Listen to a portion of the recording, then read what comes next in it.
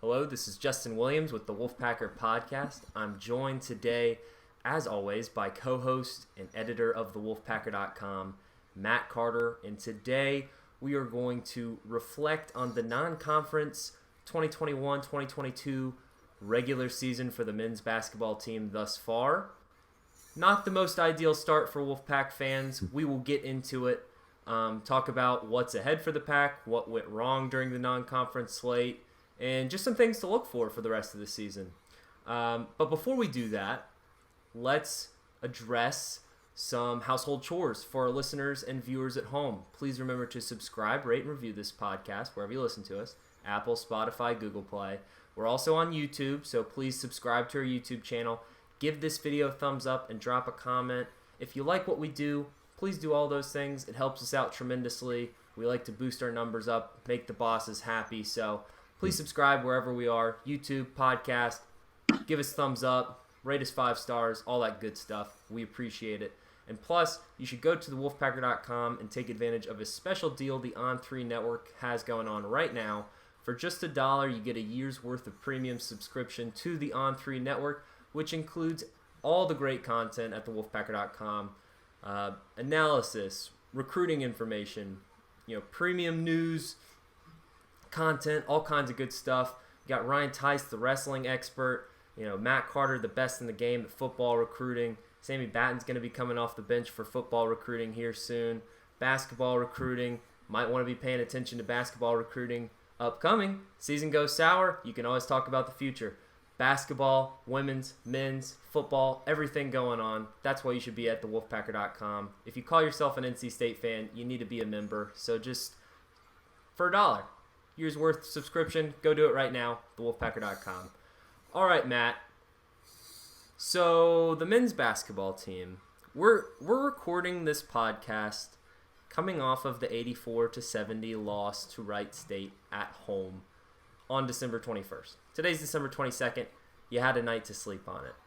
Now, it's fair to say that's been the low point of the season thus far. It's really been the only stink bomb NC State's dropped this year. To this point, win or lose, you can at least say NC State either put forth a good effort for at least a majority of the game, or they ended up winning the game before last night. Last night, they didn't find a way to win the game, and it certainly did not seem like the effort and hustle was there required to beat a struggling team that ranked lower than 200 by basically every metric among Division I teams going into that matchup.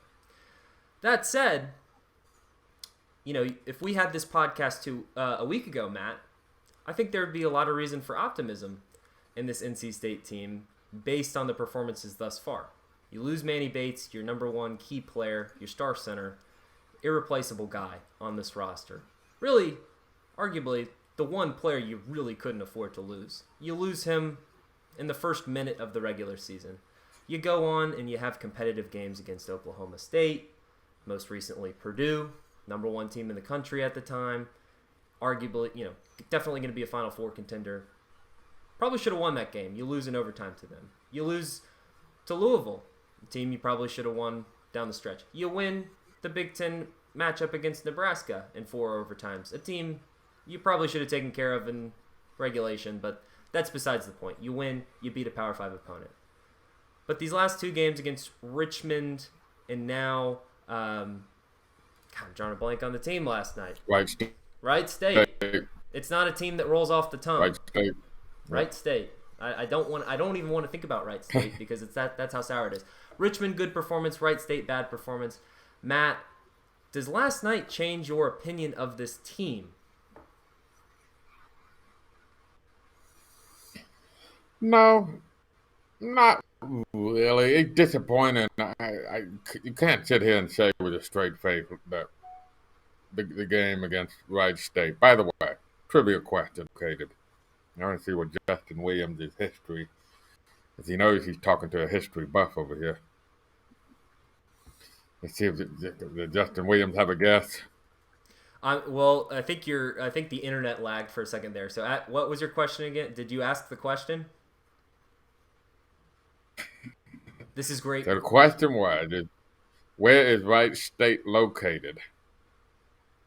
Are they in Ohio? Mm-hmm. Why would you Yes. guess they were in Ohio? How did I guess? Yeah. I don't know why, but I just guessed that they're in Cleveland. I don't know. That's just like the first thing that came to mind. They're in Dayton, Ohio, home of the Wright brothers.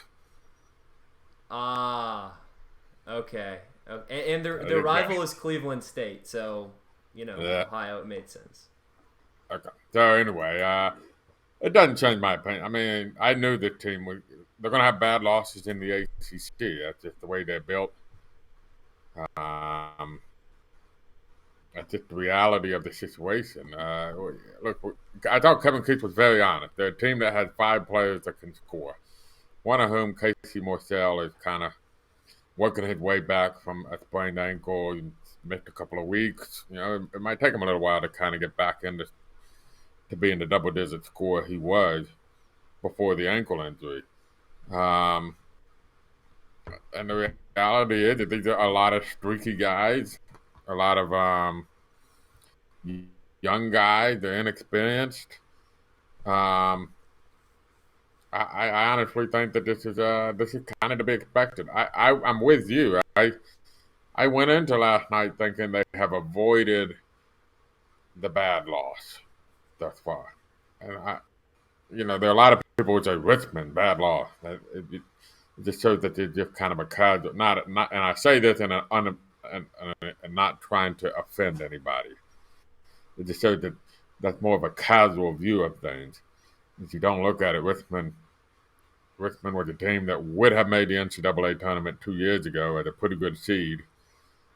I think they made last year. They were higher than NC State in the NIT seed in last year and went to the second round. And honestly, there are a couple of close games, close losses and played a very ambitious schedule away from being firmly in the NCAA tournament this year. And they're an old team. I think they had 5 guys who have been in that program, specifically Richmond, for 5 years or more. They had like 3 super seniors on that team, one of whom is a 6th-year senior, the big guy who really tore up NC State. They're a unique team in that they were old and they don't have any transfers. They've all been at Richmond their entire careers. I mean, you can probably name 3 other schools that could say that in Division I. That was not a bad loss at all. And so I felt like if NC State could have beaten Wright State, they kind of almost did a chalk, so to speak. Could have beaten Richmond. That was kind of the one toss-up they lost, but they did beat Louisiana Tech at home. That's holding up well. Texas Southern and Colgate had some quality non-conference wins that NC State beat those 2 teams, and then Wright State happened. So, yes, that was a bad loss. That was kind of the clunker. And the funny thing, Justin, is that, me, I did a list ranking the 13 non-conference opponents before the season started. You know where I had Wright State? You had them. Not only penciled in. You had them in ink in the Elite Eight.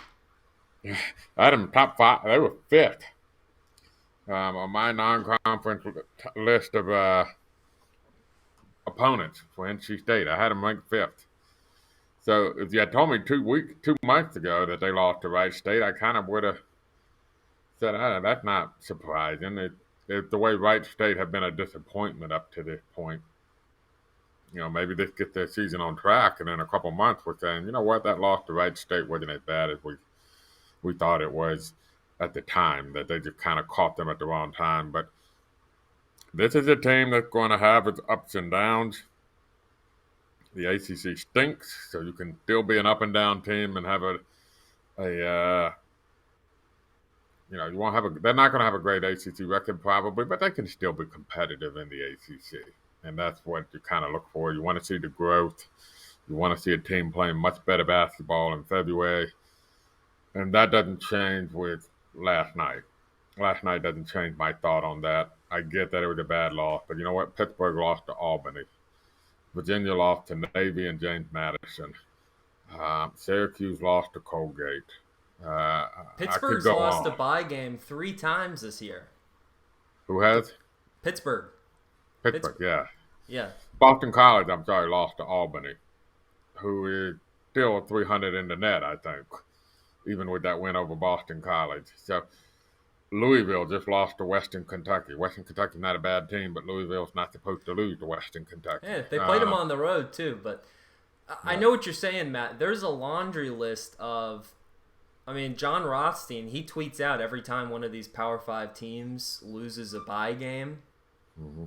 And then I think now there's somebody that's replying to each of those tweets that keeps an updated list. I looked at it. It takes 2 tweets to go through the entire list of all of these Division I teams that have lost home bye games, like this. So NC State's not alone in the embarrassment. It doesn't minimize the disappointment from the result Sure. last night at all. I mean, NC State should have won that game. NC State's a much more talented team. It was a want-to game.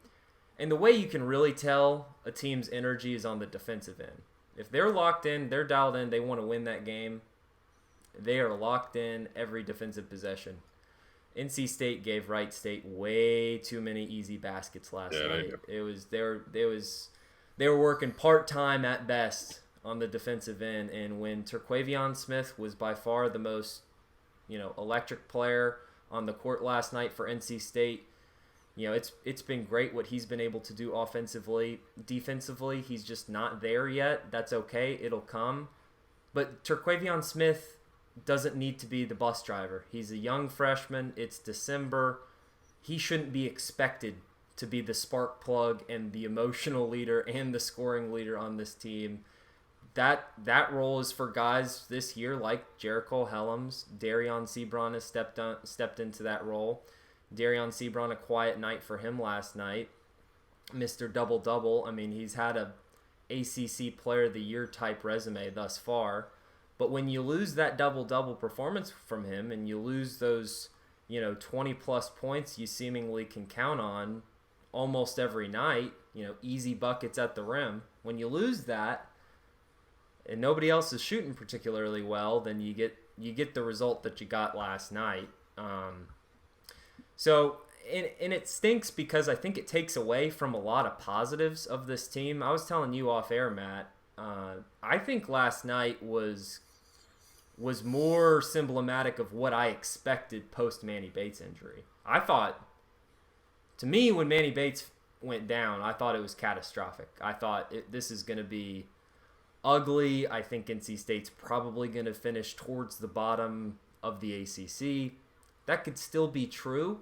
But NC State didn't look like that team post Manny Bates injury. Now, it looked ugly at times against, the non-Power 5 opponents, the opponents that you say, Matt, you don't necessarily get up for and get too excited about. But the opportunities against Oklahoma State and Louisville and Purdue, more in line with the games that you're going to have, night in, night out in the ACC schedule, which is coming up, they looked good. They were competitive. There were times where you wanted to pull your hair out, and they kind of had, in every game, NC State's kind of had this 5 to 10 minute stretch of just forgetting how to play basketball. But then they come out of that, and they, it's part of the system too. When you play so aggressive on defense, you can force turnovers, you can get buckets in transition, you can make runs and come back quickly, as was the case against Oklahoma State, as was the case against Louisville. Purdue is kind of the opposite. You control all of that game, and then it's like you hit the panic button. The young team really starts to show itself at the end of that game. Purdue, a team that's going to contend for a title this year, that's what good teams do. They figure out ways to win games they have no business winning. But there's a lot of good things to take away from this non-conference slate, and it just stinks that it ends with the stinker against Wright State, which is, of course, the way a lot of people are going to remember the non-conference slate. And now you look ahead to ACC, and it's a new opportunity for NC State, to me. I'm going to write a column about it this week. But, if you're NC State, if you're being realistic with yourself, post Manny Bates injury, this is not a tournament quality roster, okay? And for the measuring bar to make the NCAA tournament, that's probably a recipe for failure. They need to be thinking game in, game out. How can I play the best game possible on any given night. Competitive basketball. You hit the nail on the head, Matt. If they can play competitive basketball, then I think a lot of the negativity around the program goes away because I think fans will be understanding it's a limited roster. But I expect NC State to bounce back next week on the road against Miami. I don't think they're going to be very proud of that Wright State performance. And I think we'll see more in line with the team that we've seen earlier in the non-conference slate. A team against Miami, a team that, is a winnable game. Matt, you can go ahead and talk about the rest of the ACC because, really there's really one fan base in the ACC that's feeling good about itself right now, and it's Duke. Well, yeah, Duke and Wake Forest too. They're 10-1, 10-1. But I would argue Wake Forest for mine. I went through the net rankings of all their opponents, and that had got to be one of the bottom 5 or 10 non-conference schedules. They did a nice win for them over Virginia Tech in ACC play, but they have one decent non-conference win. That was Northwestern, who that was scheduled for them, and we'll see how Northwestern holds up over time. They scheduled one other good non-conference game, and then the rest of the schedule is terrible. Absolutely terrible. But yeah, they probably feel good about themselves. And I think Miami's actually a pretty decent team. That wouldn't surprise me if they end up being the surprise top 5 team in the ACC this year. So that's a tough first assignment. I think Clemson and UNC are decent teams. Louisville been a bit of a disappointment, but I think they can be a decent team by the end of the year. Florida State, it's just nobody special. Right? It's just only one team that had the chance to be a special team. You look at all the teams, you would say, yeah, they're good, but they're nothing special. That's how I would describe them. Yeah. The takeaway I have from non-conference, too, by the way, I still love the schedule. I think NC State's far more prepared to play in the ACC because of it. Suffered a little bit from a win-loss standpoint, but that's okay. But they also showed the warts of this team, as you talked about it, with the roster. And this is a team that right now, it does not shoot the ball well, and that's not a one-off. That's been a consistent theme with this team. It's on pace to have one of the worst field goal percentage shooting as a team in the last 30 years. It's just not a good shooting team. They struggle to defend in the paint. They give up a lot of points in the paint. They have been outscored badly in the paint in most of their losses. Louisville was an exception. So that is a problem, and they have a limited group of scores. They really have 5 scores, and right now kind of 4 because Casey Morcell hasn't quite been the same since he came back from the ankle injury. So if you have a situation like Wright State where Cam Hayes and Darion Seaborn combined to go 6 of 24 from the field, and Jericho Hellams only scores 2 points after having a really nice first half. He only scores 2 points in the second half. And now you're in a situation where against a poor defensive team, you got 70 points. And Wright State was among the worst teams in the country in points per game allowed. And you didn't take advantage of that. They were among the worst teams in field goal percentage defense, and you shot less than you have one of your worst shooting nights of the year. So there are definite warts to this team, and they're not minor. They're significant. They are issues, and we didn't even get into the rebounding. They're not a good rebounding team either. So there are a lot of issues this team has. I do think, though, they have talented pieces. And you look at a lot of these guys by one service or another. On3 just got started. We'll get the basketball recruiting rankings going up here, starting with this class. But in the priors, you look at the rivals in the 247 and the ESPN. A lot of these guys, in at least one service, was ranked top 100. But right now, some of the parts are not greater than, what's the old expression? I'm trying to remember what it was, where, let me look it up. I'm going to look it up. What's the old expression? You ever heard it? The sum of the parts phrasing? It might be a little ahead of my time. I think I'm familiar with where you're going, but yes, nice individual pieces, but when put together, they're just missing a major piece, and that major piece is a rim protector that's going to get double-digit rebounds and is going to get 5 blocks a game and is going to prevent, is going to make up for a lot of aggressive defensive play at the perimeter. Have you found the phrase, Matt? Yeah, the whole is greater than the sum of the parts, and right now that's not the case for NC State, right? And the parts are not equal, are not doing that. And that's an Aristotle quote. So that's before all of our time. But Very wise. Way to drop some yeah, Aristotle in this yeah. podcast, Matt. At least where that's what the Man, internet's claiming it came man, from. what a loss to Wright State. What that will do to you. But Yeah. Actually, they say that's an Aristotle misquote, so I don't know who said it. Aristotle didn't write that. Forget I even said that. But that would have been a very good job by Aristotle if he had. But right now, I don't think the sum of the parts are equaling the whole for NC State, and I think that's the issue that they have is that it's just not fitting together right, and they got to find a formula to get it to fit together right. You can do that in the ACC play this year. It doesn't mean they're going to make an NCAA tournament because the reality is that the ACC has put itself in such a deep hole that it's going to be limited to 3 or 4 spots in the NCAA tournament this year. That's just the truth. That's just the harsh truth. Um, it will have a very limited number. This is the worst I've seen the ACC since the late 90s, which ironically were dominated by Duke. You know, Duke had some teams that I think one team went undefeated in the ACC that year. I wouldn't be surprised to see this Duke team go undefeated in ACC play. Yeah, they could. I mean, it's gonna be hard with 20 games. Back then it was 16. But the thing about that Duke team, it was Elton Brand. They only lost one game all year. Going into the national title game, they ended up losing to an outstanding Connecticut team with Rip Hamilton in a great title game. And that Connecticut team had only lost 1 or 2 games, and it came down to the last possession. They were the two clear behemoths of college basketball. But that Duke team just steamrolled the ACC like nobody's business. But what was lost in all of that was the ACC stunk that year. They were lousy. They only got 3 teams into the NCAA tournament, and it's kind of similar this year. And so, yeah, that's what I think. I think it's kind of readjust expectations and say, hey, can we be competitive in a bad year? Because, you know, there are a lot of issues that this team will have to overcome to be competitive. And I think that's what the non-conference shows you. And it's better to learn that now going into ACC. We have a Christmas break here to kind of figure some stuff out, do some hard looks, and work on some things.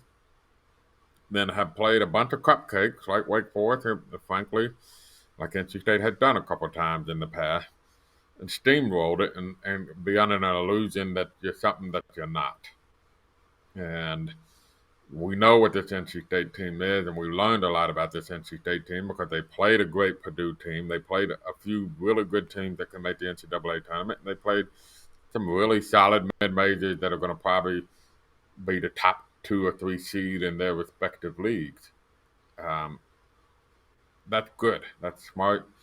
And now we have a better understanding of what this team is. I'll end the podcast with this. Let's remember how everyone felt about NC State basketball this time last season. NC State was coming off. It wasn't the biggest win of the year, but at that point it certainly was a home win over UNC, a then-ranked UNC team. Just before the Christmas break, you're thinking NC State, ACC's down this year. NC State has the pieces. They've got the nice combination of veteran experience and young talent. Maybe they can make a run and contend for the ACC this year. That did not end up being the case due to injuries and several other elements that played out in ACC competition over the months of January and February. But remember, the season is still very young. So how we feel at this point in the season, if NC State goes out and gets on a hot streak in January, maybe we're singing a different tune this time next month. But again, it's not even halftime of the season yet. I think you still watch NC State to see how they're going to compete in the ACC.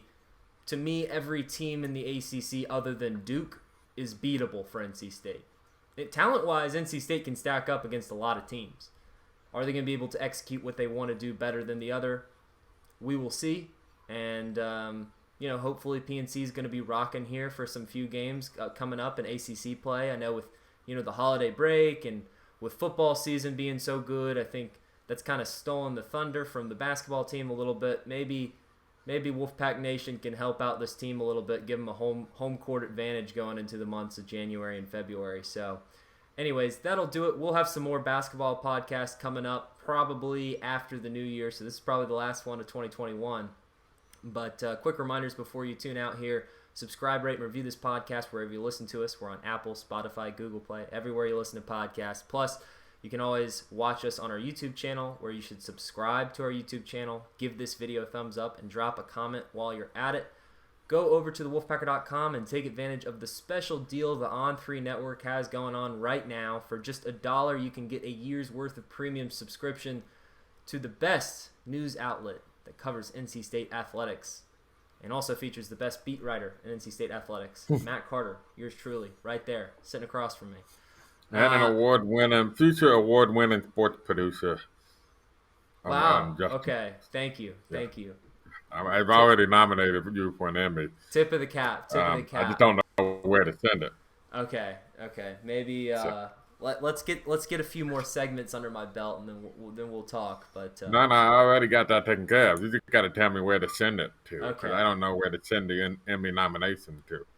Well, I don't know. I think it's Emmy season is coming up, so I think the ballots are going out. I don't know. I've been in TV not long. I've got to wait until the next Emmy cycle to think about that. But appreciate it. Happy holidays to everyone. Lastly, follow us on social media. Follow our main account at the Wolfpacker on Twitter. You can follow me personally at Justin H. Will on Twitter. Give us a like on Facebook. NC State Wolfpack on thewolfpacker.com. For Matt Carter, this is Justin Williams, and this has been the Wolfpacker Podcast.